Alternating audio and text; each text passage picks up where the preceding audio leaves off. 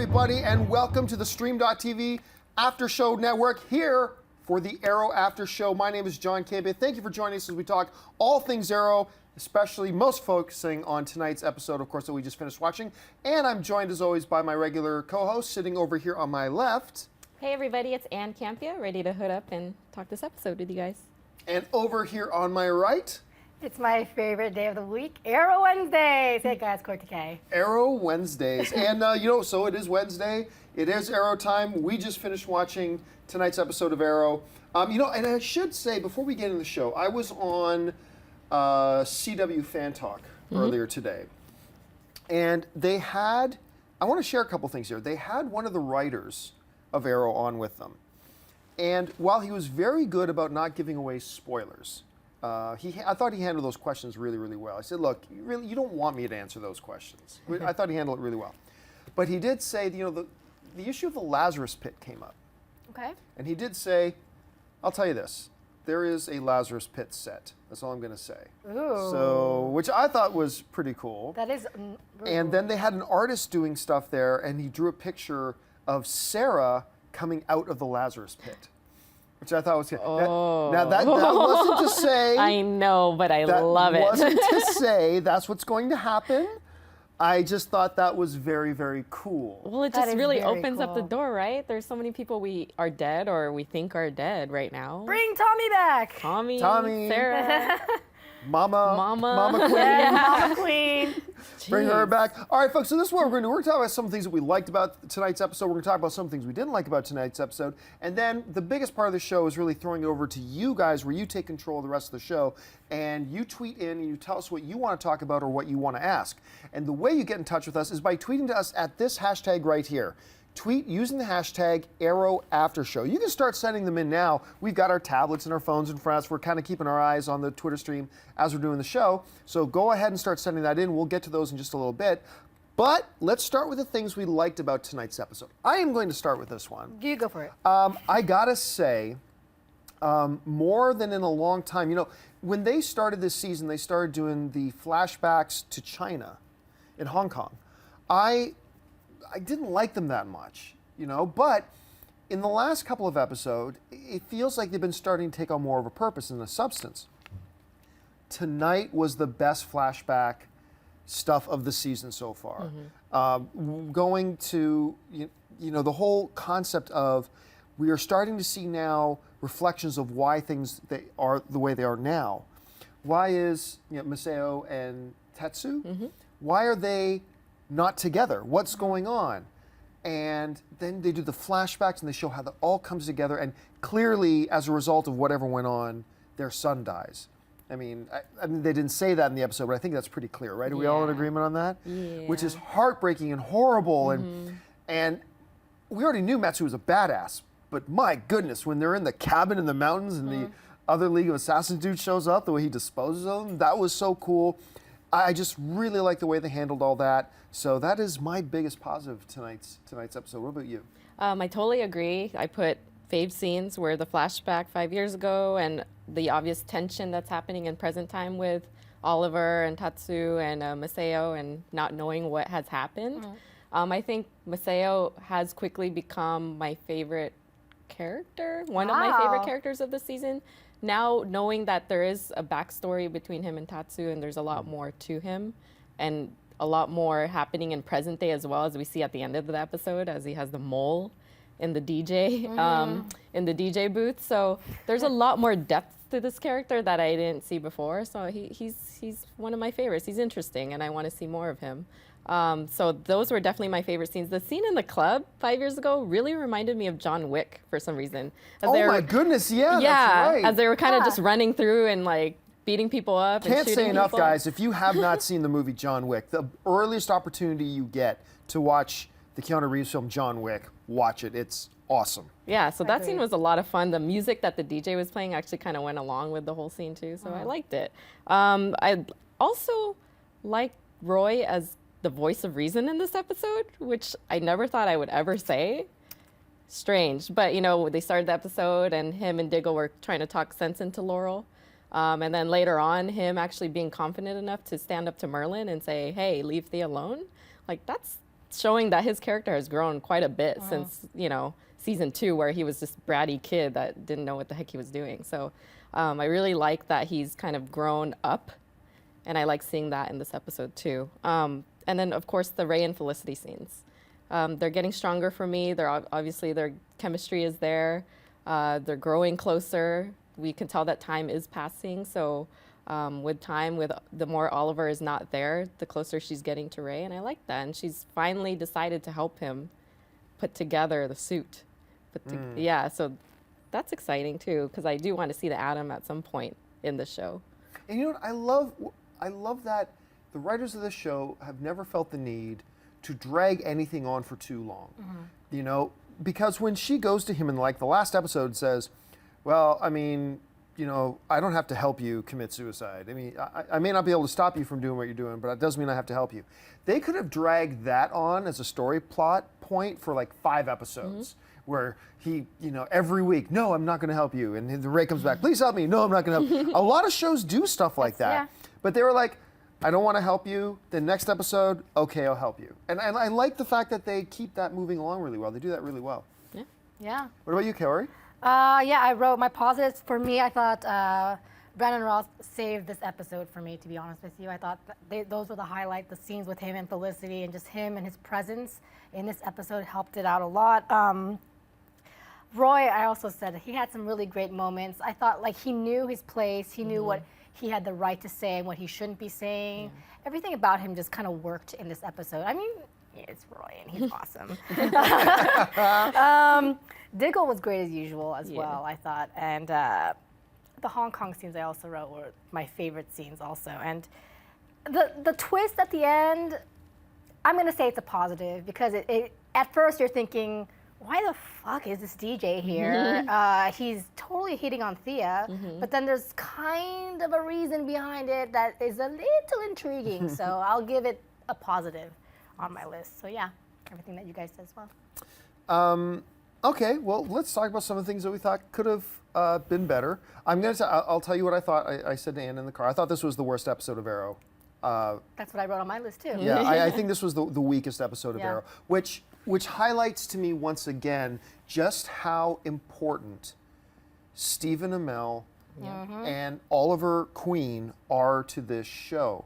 You know, it's not that the other pieces in the show aren't strong. Diggle is a damn great character. Felicity, damn great character. I don't hate Roy anymore. Which is kind of weird. Merlyn is an awesome character. You know, they've got very, very strong things. But Stephen and the Oliver character are clearly the pivotal pipe that runs out that everything else is connected to. And when you pull that out, it does not click. It does not work. It feels like it's floundering a little bit for me. I mean, not to be a jerk, but it kind of seems like the important part is right now is the scenes with Raja Ghul and Maceo and the history there, and then the present time is kind of a filler, and it just when the flashbacks, when you're watching the show and the flashbacks happen, you're like, oh, thank God, another flashback. That's not a good sign. Yeah, we're yearning for Oliver to get back. But then some crazy things. Some crazy. You mentioned the club scene in Hong Kong, right? I like that scene too. I thought it was a great scene. But somebody, I lost who sent it to me on Twitter, but they raised a great point. It's like, wait a minute. Nightclubs in China come with bulletproof drink trays? It's like they were blocking bullets with drink trays. Pew, pew. So it's like, okay, sure. Why not? Little bit of a nitpicky thing. But a couple of larger things stood out to me, and I know all of you are going to agree with one of them. But I'll start with one of the smaller ones. Since I have dabbled a little bit in municipal politics, the mayor of a city does not have the authority to, I bequeath this district of the city to this mobster, and now it's theirs. They don't have the power to do that. So they don't care about the Glades that much that they're just like, whatever, take it. It's cool. At some point, the governor's going to go, yeah, I'm pretty sure you can't do that. But I think there were a bunch of nitpicky things, but the biggest thing to me about this, which I felt was just poorly handled, was wait a minute. Oliver didn't die? Like, we knew he was going to be brought back. And at the end of the last episode, we see Maceo saying, I called her to bring you back to life. But then they backtrack on that, and it's like, okay, you didn't die. It was the cold, slowed down your blood pressure, whatever. The bleeding was slow. I'm sorry. He got stabbed, then had a sword run through him, and then according to the shot in the opening of that last episode with the camera going down the mountain, then he fell 400 feet and landed on rock. And he didn't die? And then he's laying for hours shirtless in the snow. Now look, I don't want to get too worked up about that because they may come back next episode and maybe they're not telling Oliver that they dropped him in the Lazarus Pit. Maybe they're keeping the Lazarus Pit a secret from him. So if that's the case, kudos. Then that totally works. However, if they do follow through with this, oh, he just didn't die. We got to him in time. Come on. Come on. So let's see how they explain that a little bit later. I'm hoping there's something deeper to it. Like, okay, we did use the Lazarus Pit. Lazarus Pit tends to drive you crazy. It's best we don't even tell them about it. Maybe that's what's going on, I hope. I don't know. Anyway, what about you, Kaori? What are some things that didn't work for you this episode? I mean, like you said, in my opinion, I wrote literally here, the weakest episode yet of all 3 seasons. This was the least interesting one. I had moments where I was actually bored, and that never happens to me when I'm watching Arrow. I don't want to give Laurel shit, but I'm going to give Laurel some shit because not only is she pretending to be Black Canary, she's pretending to be Sarah, and that bothered me for some reason, you know? Why do we have to have this voice pretending to call her dad to get some information? Why do we have to continue this charade that she's still alive to Officer Lance? Why is she hiding in the shadows, talking to her dad as Sarah? It's just something that I can't connect with. Sarah, that. honey, when did you grow 7 inches, honey? And all those buckles. There's a glare. There's a glare. Is that you? You start wearing all them buckles. You know, and she's thinner. She's not. Like, she's a different build. So it's just. And like I just didn't give in to Laurel being ready to battle as well. And let alone try to kick Brick's ass. It just didn't hit me well. And Felicity, being usually the voice of reason in this episode, I didn't feel like it was her strongest moment where she suddenly agrees, like, Laurel, you should fight. And the other guys were actually the ones that were like, really? I thought that was weird. I thought this was Felicity's weakest moment too. And those are my real negatives, really. Anne? Completely agree. Everything you just said. I mean, the whole Team Arrow is supposed to be with Oliver. They think so rationally, Yeah. And then in this episode, it was just like, let's let stubborn Laurel come with us. And not only did they let her go with them, they let her suit up, and they let her take who I thought Diggle should have been in that place. Oh my God! Okay, let's. I made a vow to myself. I'm not going to go off on the Laurel thing too much, and I'm not going to tonight because you all already know my feelings on the Laurel thing.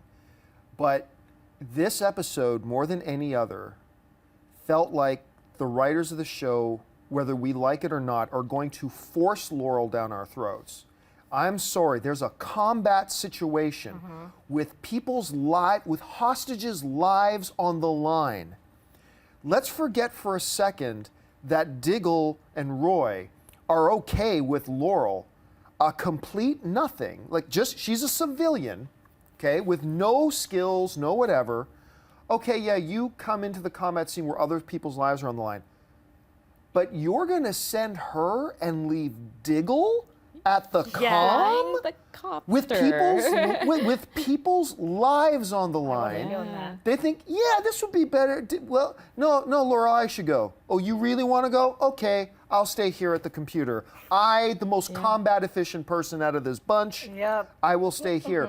And you're talking about how it felt weird that they were trying to see reason, then they say, okay, we'll just let Laurel go. It's like, I'm sorry, under Oliver's teaching, there's no way, number one, they would let Laurel put herself in harm's way like that. But then number two, not understand that by letting her go, she puts their lives in danger too. And the alderman that got shot. I mean, she played a role in that too. And so and then Felicity all of a sudden saying, no, Laurel, you should go into combat too.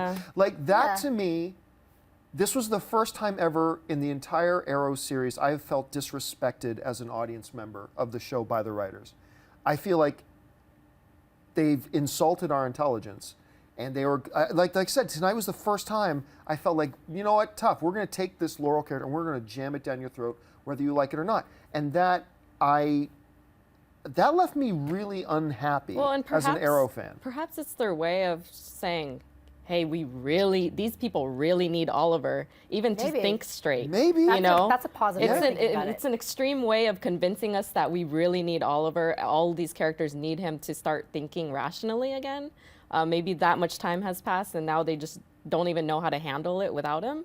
But you're right, it's an extreme that, we would believe that Diggle would make that decision, that we would believe that Roy would allow, the team to make that. Felicity, and then even later, Laurel making the decision for herself. When they do the helicopter raid, once again, let's send in Laurel.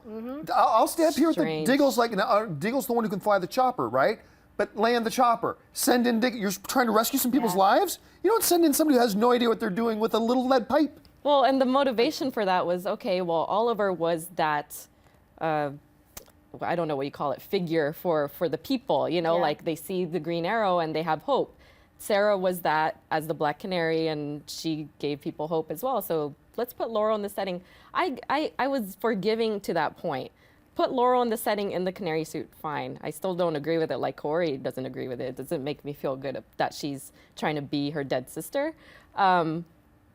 But don't let her go into combat. She could stand there, take pictures of her in the scene. I mean, it was the first time she saw someone die in front of her eyes. It was just so strange. It was just really, really odd. Although, I'm going to say one good thing about all that is that one of the things that tonight's episode did with Laurel is it doesn't excuse what they did before, but moving forward, Laurel right now has an excuse as to why she's hiding Sarah's death from her dad. Because now at this point, the way it's set up is that Laurel is now in a position where she now can't tell her dad about Sarah's death, because if she does, that outs her as now running around in the canary outfit, which is something she knows he will stop her from doing. So I will say the one good thing that came out of that is that I now don't feel this incredible disbelief about why are you not telling your dad about this? Well, now there's a reason. Okay. And so I felt good about that. I felt pretty good about that. I should also mention too,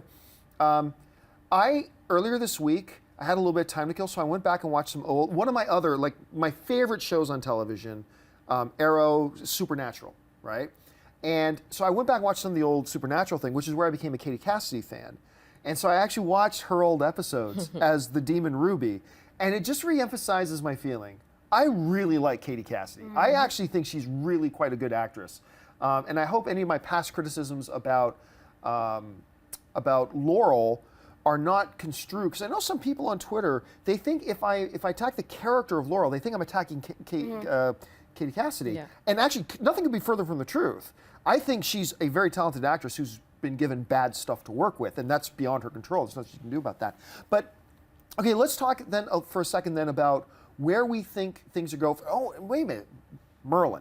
Yep. Yeah. That's what the Merlyn and Thea stuff. I should have mentioned this in the outset. I really liked the interactions. There's already, I find, a whole lot more honesty in the relationship between Merlyn and Thea than between Oliver and Thea ever had. And it's like when he says, okay, I'm going to tell you the truth, I just expect him to spin a lie, and then he just comes clean with her. Now, he hasn't told her about Oliver yet. I'm sure that's to come. But I was finding myself really enjoying those scenes. Yeah. So I thought that was another big positive. Totally Anything else agree. stand out to you guys about tonight's episode? No, those were good. I still continue to enjoy Vinnie Jones as a Brick. Yeah, I really like him. So he's as a on my villain. positives as the fact that he's a good villain. He's on my negatives because in this episode he couldn't shoot anything. Yeah, he had 4 shots at Canary when she's not even looking at him. Bang, bang, bang, bang, bang, bang, bang. And then Canary turns. Okay. Oh, he's shooting at me. He's like a stormtrooper. He's like a Star Wars stormtrooper. No aim whatsoever. All right, well, where do we think things are going to go? Let's do a little bit of prediction before we get to the Twitter questions. What are some guesses about some things that are going to happen? Now, next week's episode, I believe, is called The Return. Right? He said he's going to be gone for 3 episodes, right? I can't remember. So it might be one more episode before he really Well, it's probably next episode that he comes back. Okay. But next week's episode is called The Return. Could this be a little misdirection? Could Tommy pop back up? Like, we're all thinking the return means Oliver comes back. Could Tommy pop back up? I think he could, definitely. Because we know he is coming back for at least one episode this season, right? Right. Maybe, Alive or in the flashbacks? well, yeah, well, that's the question. Now, maybe they have already announced which episode this season. Yeah. If they have, they I have have. not. I just can't then I haven't remember. noticed. So you guys might be sitting at home going, no, Johnny's not coming back till episode 21. Okay, well, maybe that's the case. Well, who else? Slade Wilson could return. Oh, Yeah. yeah, maybe the return could be about, Yeah.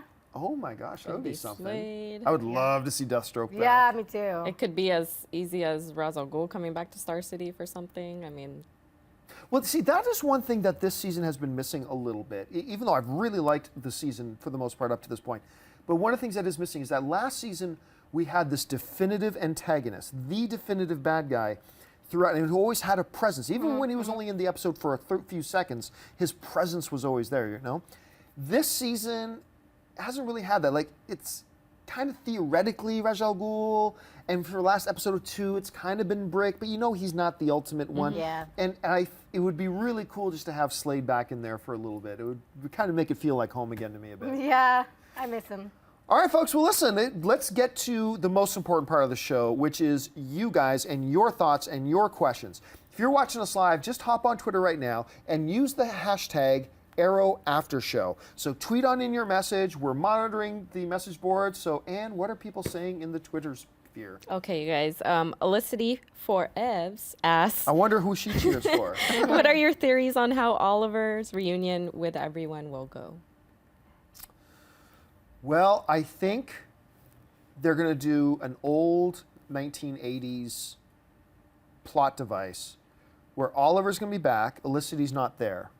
Everybody's so happy, and he's happy to see them, and he decides, I need to see Felicity, and I need to just once and for all profess my feelings for her, blah, blah. And he's going to go to her office to find her and walk in on her and, with and Ray. Ray. Yeah. I think that's what they're going to do. Just a quick Wild reminder. guess. I got nothing to base that on. Just a wild guess. I think that's very probable. And it'll be very heartbreaking, which I think was set up by the dream that he was having before he woke up. So I saw on Twitter earlier, a lot of people were very excited about the fact that Oliver was dreaming about Felicity. Very cute. But also be very interesting to see how he handles Laurel running around in buckles, you know? Yeah, Like, that's the thing, you know? Yeah. And I'm sure Diggle and Roy will be really happy to see him. Oh yeah. Oh yeah. he's probably going to be forced to have to train Laurel at this point, Yeah. even though he's been ejecting. They'll do the old, well, if I can't stop you, I better train you. Yeah. sort of thing. Whatever. Yeah. All right, what else is on there? Oh, and I think actually Thea and Merlyn will be quite surprised to see him too. Yes. Because up Well, to this Thea point, not so much. right? Thea only thinks he's just gone out of town or something like that. Sure. Merlyn Yeah. will be a little bit of shock. Merlyn will be very surprised. Yep. Okay.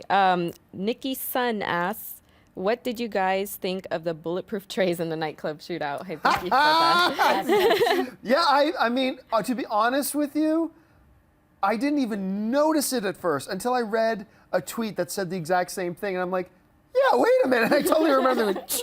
I just read a really funny tweet. Jordan Keir, he says, I get that Laurel's suit has a lot of buckles, but what about all the laces on Roy's suit?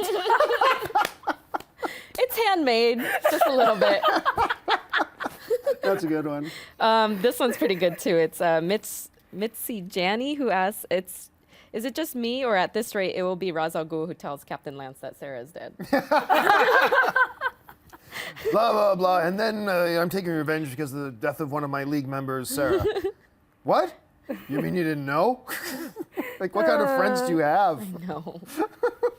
All right, H. Hagenbuck, sorry if I mispronounced that. It seems to me that Oliver and Tatsu are pretty tight. Do you think we will see why in the flashbacks? I think so. I think there has I to think be we a kind of already big see reason. that Yeah. evolution too, you know? He went out of his way to save her, and And then Oliver also had his back to go get his wife. Mm-hmm. You know, there's something there. Well, yeah, but let's remember this too. There's still half the season left. We may not be done. Like, we're just under the assumption that, okay, next episode we're going to see how Masao and Tatsu's son dies. Well, no, maybe they escaped. Maybe Oliver gets really close with the son. All four of them, like, Oliver kind of gets adopted into the family in a way, blah, blah. Like, we may not see the son die for another 6, 7, 8 episodes. I mean, it could happen next week. Or it could be something else entirely. I don't know. But I think we have not. I think we've just seen the start of that bond. Yeah. At this point, I got a feeling this wasn't the end. This wasn't the completion of the bond. I think we just saw the start of the bond tonight. I have probably a crazy prediction, but I love crazy predictions. I have a feeling that after tonight's finisher, I think that Daddy Merlyn is going to have to be protected by Oliver, because as much as they're kind of enemies, they're also providers of each other's strengths. Essentially, they're kind of attached to each other for some reason, and I think that that's going to conflict Oliver between Maceo and Daddy Merlyn, because obviously Maceo's out to get Daddy Merlyn. So that's going to cause a huge problem. Oh, one other thing. I totally forgot to mention in negatives. Yes. DJ Assassin. What? This Why dude's not? a part of the League of Assassins. Here's, now correct me if I'm wrong, but when that dude showed up, wasn't he like known as, like this is the legendary DJ, blah, blah. So wait a minute. Before anybody even knew that Merlyn had a daughter, they planted a 14-year-old kid in this town to live undercover as a DJ for 6 years, just in case Merlyn goes back, the wizard goes back, and has a daughter who owns a nightclub, because then we can slip in our DJ Secret Assassin. Perfect. That seemed a little bit of a stretch. That seemed a little forced. Maybe he, knows martial arts and he's a DJ, and then they spotted him from afar and said, "Yeah, we're gonna talk to him about." Or maybe, maybe next time out, Laurel's crime fighting will be just as disastrous. She goes, "I need something else to do," and then she partners with him and becomes DJ Buckles. I like that. Hashtag DJ Buckles. John Campea. Wow. Next question. DJ Buckles. Sebastian C. L22 asked, do you think Oliver's going to tell Team Arrow what really happened? Or is he going to skip some details? He's going to skip details. I think he's got to tell him. Because remember, he would then have to explain, hey, big giant sword with all your blood on it. Like, he's got to explain that, right? But I don't even know if he's going to know exactly how he got revived. Well, that goes back Yeah, to, did we they still do need to something know. strange? Did they do something? Yeah, that's a good point. I think he'll tell them what he knows, or what he believes he knows. I think he'll tell them, I got beat, my old friend saved me, and now I'm back. Because really, that's as much as he knows. I just feel like he's just the noble type to be like, I just came back, and then they'll never ask again, No way. Oh, hashtag DJ Buckles is now trending on Twitter across North America. I just wanted to say that. Okay, go ahead. Paradox Kid asks, with the way things are going, do you think Merlyn could die at season's end? Yes. Yeah. Do I predict it? No. I'm not guessing that's what would happen. But, we've gone back to this thing. One of the things they did so well in season 1, with as much as I hate it, because, I loved the Tommy character. But by killing off Tommy, they sent a message to all the fans. Don't think you necessarily know what's going to happen. I don't want Merlyn to die. Because they set up that any character, other than Oliver himself, any character could die at any time. And I was surprised by Mama Queen, I forget. Moira. I was shocked by Moira's death. We were all pretty surprised, except that we knew that the actress was only going to be around for a few episodes. But other than that, we were pretty surprised at Sarah's death. So Merlyn dying would not surprise me at this point. Even though I don't think they're going to do that, would not surprise me. It just reminds, off topic kind of, it reminds me that they mentioned that Felicity's mom's going to be making a comeback this season too, so I'm curious to see in what capacity she's going to be in, because I really enjoyed her. That was a nice episode, actually, with her. Not a good villain, that episode, remember that? Oh my No, gosh, I don't it was remember that the villain. cyber guy. Yeah, it was a, that was a bad villain, that episode. Oh, yes. But overall, really, really cute. I like the way they did all that. But then as a balance to what you're saying, John, is like, all these people can die, but with the potential introduction of the Lazarus Pit, all these people can come back too. It opens a lot of possibilities. It really does. Because look, even with the stuff, we said this before, even if it was her that brought him back to life, well, that doesn't explain how's Ra's al Ghul talking about guys he's fought hundreds of years ago. Sure. Right? There has to be a Lazarus Pit or some form of a Lazarus Pit. It just has to, doesn't it? Yeah, but I think there is, but I'm kind of wondering, if there's a Lazarus Pit and Maceo and Tatsu's child is dead, why didn't they bring the child back to life too? And what happened to Oliver's child? I mean, there's just so much things. But that's the other good thing about the show, though. They don't feel like they have to pursue every storyline that gets introduced. That's a storyline. They may not come back to that storyline until season 5. Well, he's in Central City right now, right? Yep. Yes. I mean, they already kind of remind us about it by having it run into her. So let's see how that transpires. Okay. Anders712 asked, do you think that we are supposed to feel disjointed to identify with the team in the cave? What do you think? I mean, it's like what I said before. Maybe it's just a really extreme way for the writers to make us really feel that we need Oliver back because everybody else doesn't know how to work together without him. I definitely feel that, but I do enjoy seeing Roy in this light, just because Roy, and I do enjoy seeing Diggle in this light as well, especially last episode, like what they were doing for making up for having Oliver gone. It was strong. It wasn't so strong in this episode, but I did enjoy them trying to be on their own. It just didn't falter so well in this particular one. Yeah, agreed. Simeon Leach asked, do you think anyone from Team Arrow will reach out to Barry to tell him that they think Oliver's dead? You know, it's funny. I was starting to think about that in this episode. It's not only Barry's hero, but in many ways his mentor in some ways. I did find it a little surprising that nobody's reached out to Barry at this point. But then again, it's only been a few weeks, right? So, I mean, I'm sure they don't think the first person we have to call is Barry. You know, I'm sure that's not the case, but it would seem that eventually somebody would have the thought that we should let Barry know. Like Felicity. Like, well, Yeah. Felicity She's a little would be distracted right now, though. She is a bit distracted, yes, Yeah. but she does seem like the obvious one who should do something like that. Yeah. All right, let's take 2 more. Okay, so Mara Jeff 4A asked, did you notice Laurel's fail in jumping into the scene before the guy was shot? What was that other tweet you read earlier? That was something about that. Oh yeah, there's somebody had tweeted in a statement to us saying, "Let me get this straight. Oh, that's right. None of Laurel's teachers, well, let's face it, she's had no training. But none of Laurel's teachers taught her how to jump and land." Whatever. Yeah. I think it was, again, like how they would show Roy's weaknesses, you know, like he doesn't necessarily hit the guy in his first shot. Yes. They're But trying to show her but weakness the too. thing with Roy is he kind of knows his weakness. He's like, yeah, I'm not the best. I was trained, but I'm a street rat, but this is what I'm good at. I love that. Last one. Oh, this is not so much a question as much as telling us that Oliver returns next episode. Thank you, Yes. Annabelle Delgado. And that the next episode is called The Uprising. Oh, the upper I thought it was called okay. The Return for some reason. Episode 14 is The Return. Oh, episode according 14. to Uprising Wicked sounds Carrier. very Lazarus Pity, doesn't it? I didn't think until now. Now you just got my hopes up. Thank you so much. Let's get our little Lazarus. Little Lazarus Pit flag. Yay! Although, you know, it's funny because I had a chance to talk to one of the writers of Arrow today on the show, and speaking about the Lazarus Pit, and I know a lot of people will be interested in hearing this, but we still get a lot of people asking us, when is Bruce Wayne going to show up? Are we going to get a Bruce Wayne reference and stuff like that? Because, you know, just because he's in the Batman's in the movie, they're going to have a Flash movie. He kind of put a definitive point on that. You will never see Bruce Wayne. You will never see Bruce Wayne. I'm kind of happy about that. To be Yeah, honest and with I you. am too. Yeah. But he did put a definitive point. I say we will never see Bruce Wayne in Arrow, if for no other reason that another television network has the rights to that character.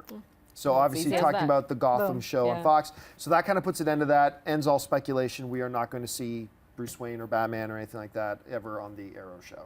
So just wanted to throw that out there so you know.